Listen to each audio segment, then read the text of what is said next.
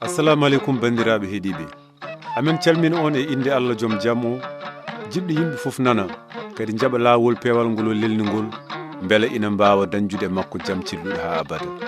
Amin belti no feewi e ko min mbawi artude hande jokkande on yewtere mon lawol peewal. Ɗo ɗo jaraten e jangde men e linjila ceniɗo he en jiino e wonde Yeesu ko goto e jibinede mum e sifa mum e golle mum wondude e waaju mum.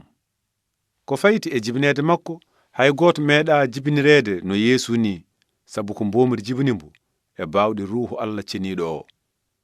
En jiino kadi e wonde Yeesu ko goto e sifa mum sabu hay goto meeɗa jibidinede e sifa ceniɗo so wona kanko. Te kadi Yeesu ala mo foti ko fayti e golle mum sabu hay goto meeɗa wadde hono kawisaji o waɗi ɗi. Ko kanko woni kaalowo konngol gotol tan ñawɓe cella seytaane seyɗineji mum doga bakkat iwa. En jiino kadi Yeesu ko goto e waaju mum.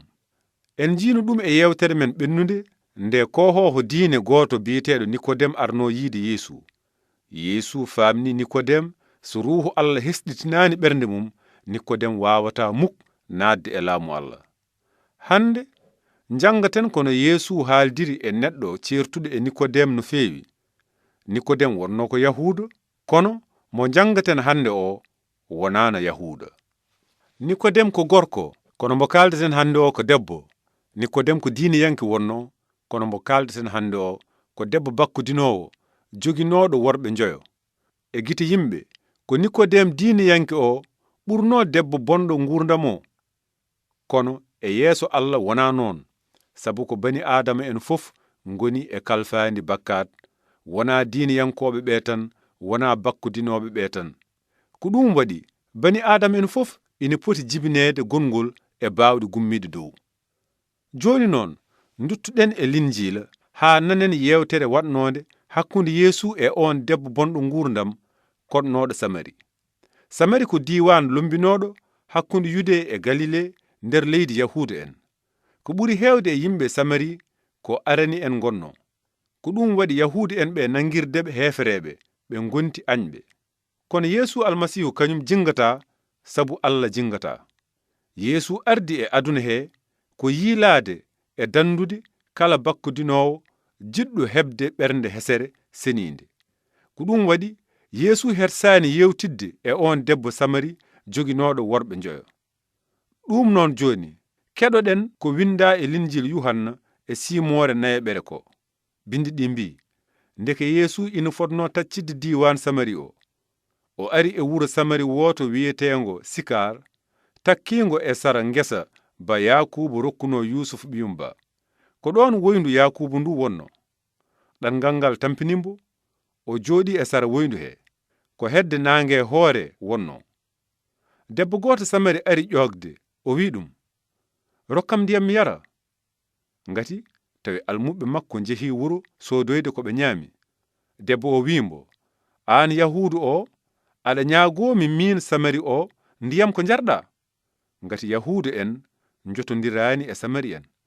O jaabimo wi sinna aɗa anduno dokke Allah e holi gonɗo ñaagotoɗomo ndiyam ko yari o ko an ñaagotono ɗum ndiyam kadi o rokkatana ndiyam gurdam. Debbo o wimo ceernajo a ala bagal kadi woynu ndu ina luggiɗi. Holi to dañata ɗam ndiyam gurdam ko tani men Yakubu rokki min ndu woynu. Kanko e hoore makko o yari e ndiyam mayru ɓiɓɓe makko e orle makko jari hen kañumenne. Mataw kay a miijaki ɓurde Yakubu fayodinde. O jaabimo wi kala jarɗo e ɗam ndiyam ma ɗumɗu gongol kono kala jarɗo e ndiyam ɗam jogormi rokkude ɗum ɗam wonta ɗumɗude ha abada.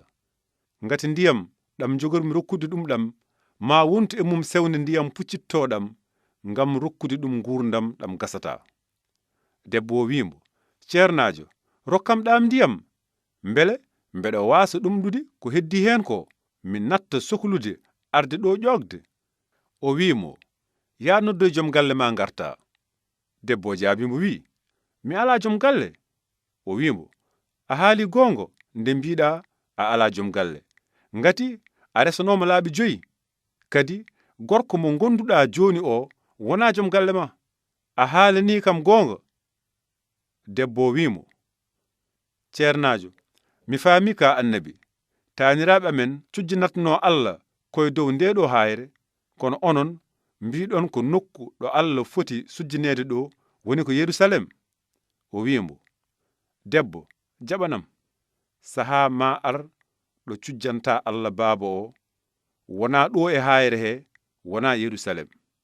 Onon ndewoton ko kon ganda, kono minen amen gandi ko min ndewata, ngati dandore ummuto koye Yahuda en. Kono saha nan ara o yettima ni ɗo sujjoɓe tigirigi ɓe cujjinirta baaba o ruuhu wondude goonga, ngati baaba o yiiloto ko sujjiniroɓe ɗum noon ɓe. Allah ko ruuhu, kadi alay sago sujjunoɓe mo ɓe cujjiniramo ruuhu wondude goonga. Debbo jaabimbo wi, mboɗo andi almasihu o biyeteɗo kadi Kiris o arat. So ari ma o habru min fof. O wimo, ko min kaldowo e ma o woni on. E on saha almuɓe makko ɓe ngarti, ɓe kawa nde ɓe nji omo haalda e debbo o nde, kono hay gooto e maɓɓe wiyanimo, holi ko namnotoɗa? Walla holi ko waɗi aɗa haalde makko? Nden debbo o woppi ɗon loonde mum, rutti to wuro to, wi yimɓe ɓe, ngare njiye gorko kalanɗomi kala ko meɗmi wadde, yo taw wona almasihu o. Nden ɓe jalti wuro ngo, ɓe payi e Yeesu. Hewɓe Samari en ngon wuro gonɗinimo sababunde ɗum ɗo ko debbo o settino, wi, o haalani kam kala ko meɗmi wadde. Ko ɗum waɗi nde ɓe jetti to makko nde, ɓe ñaagimo yo heddodo e maɓɓe. O wondi e maɓɓe balɗe 2. Woodi kadi hewɓe wodɓe gonɗinɓe sababunde konngol makko. Ɓe ngoni e wiide debbo o, joni dey min natti gonɗinde sababunde ko mbinoɗa ko tan. Min gonɗiniri ko sababunde min keɗimomo minen e koyamen, kadi min gandi ko kanko tigi woni dandowo aduna o. Ko ɗo haala debbo Samari o haaɗi. E goonga ɗum ko haala kewko fayida, sabu ka hollirta kono debbo bonɗo gurdam andiri ko Yeesu woni dandowo mbo Allah jippini. Ko ɗum wayli gurdam makko. Kono e fuɗɗode yewtere he, debbo o andano kaldannoɗo e mum o. O sikkatno tan ko Yahudu no Yahudi en woɗɓe ɓe ni. Kono e nder yewtere he, Yeesu haalanimbo ko neɗɗo ɓolo wawa andude. Ko ɗum waɗi o andi oɗo jiidani e yimɓe woɗɓe ɓe ko annabi. Kono nde yehi ha joofi, o andi Yeesu kaldatnoɗo e makko o ɓuri annabi tan, ko kañum woni almasihu mo annabaɓe ɓe fof kaburno o, ko kañum woni dandowo aduna o. Wadde noon en ji nde debbo o andi ko neɗɗo joɗiɗo e tondu woyndu o woni almasihu o, rooti londe mum, rutti to wuro to, wi yimɓe ɓe, ngare njiye gorko kalanɗomi kala ko meɗmi wadde, yo taw wona almasihu o. Caggal ɗum noon en ji no yimɓe saare ɓe jaltiri payi e Yeesu, ñaagi ɗum yo heddidu e mumen. Hono noon Yeesu wondi e maɓɓe balɗe 2, waajiɓe no ɓe mbawirta heɓirde ɓernde hesere, ɓe gonta rewiroɓe Allah ruuhu e goonga. Hono noon bindi ɗi mbi, woodi kadi hewɓe wodɓe gonɗinɓe sababunde konngol makko. Ɓe ngoni e wiide debbo o, joni dey min natti gonɗinde sababunde ko mbinoɗa ko tan, min gonɗiniri ko sababunde min keɗimomo minen e koyamen, kadi min gandi ko kanko tigi woni dandowo aduna o. Joni noon e waktu mo keddoriɗen o, jokken e Linjila ha jiyen ko kewno nde Yeesu naati Nazaret. Yimɓe ɓe fof jaɓano ko Yeesu woni dandowo aduna o. E nder Linjila Luuka e simore nayeɓere he, bindi ɗi mbi, Yeesu rutti diwan Galile wondude bawɗe ruuhu o, kadi dowlo mum yaaji e seraji he fof.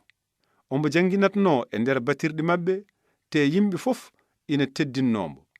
O yehi Nazaret ɗo nehano ɗo. O naati e nder batirde he ñande ñalawma foftere, no woowi waɗirde ɗum ni. O ummi ngam tarade, o totta deftere annabi Esayi.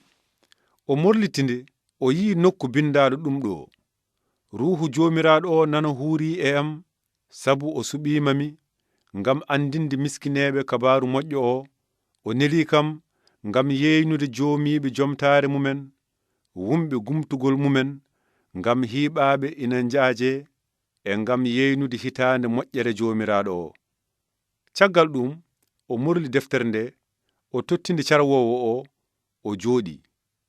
Wonnooɓe e nder batirde ɓe fof puttinimo gite. O woni e wiide ɓe ko hande ngol ɗo konngol naatgol noppi mon timmi. Koye ɗiɗo konnguli Yeesu wiiri ko kañum woni almasihu dandoowo mo annabi Esayi winduno e deftere mum duuɓi 700 ko adi jibineede Yeesu o. Kono Yahuudu en hoɗɓe Nazaret ɓe mbaawa jabde ko Yeesu nehiiɗo hakkunde mumen o woni almasihu dandoowo aduna mo Allah neli o. Ko ɗum waɗi ɓe farkisaade mo ɓe mbi mbele wona ɓi Yusufu o woni ɗo.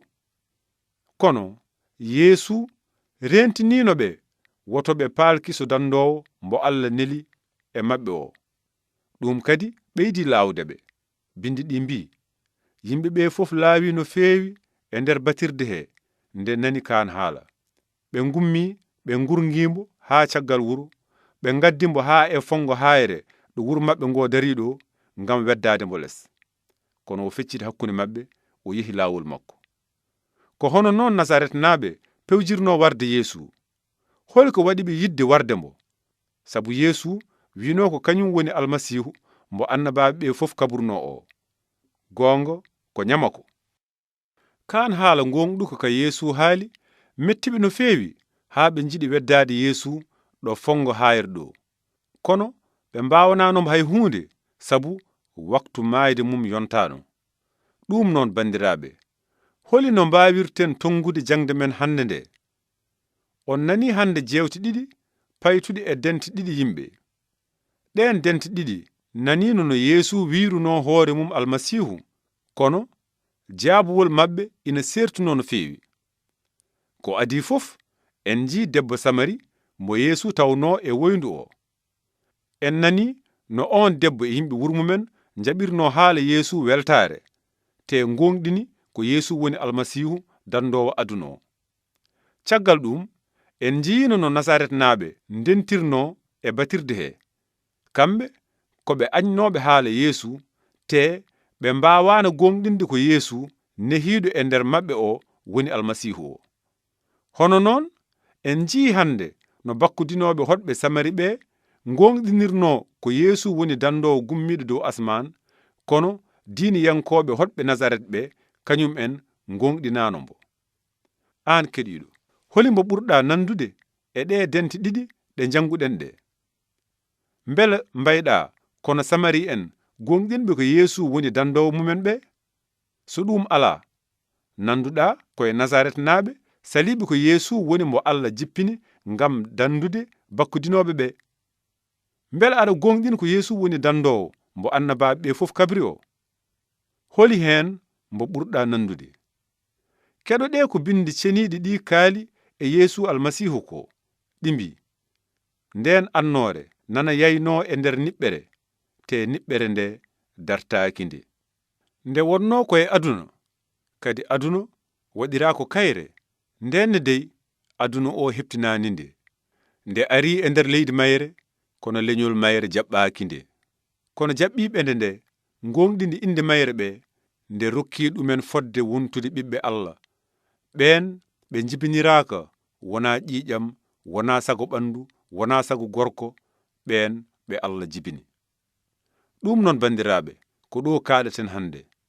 E yewtere men arore so Allah jaɓi, ma en ji finde nde Yeesu holliri ngam andinde yimɓe fof ko kañum woni dandoowo aduna gonɗuɗo o. Yo moƴƴere Allah won e mon te miccoɗon no moƴƴi e ko Samari en cettino e Yeesu nde ɓe mbi min keɗimomo minen e koye amen, kadi min gandi ko kanko tigi woni dandoowo aduna o.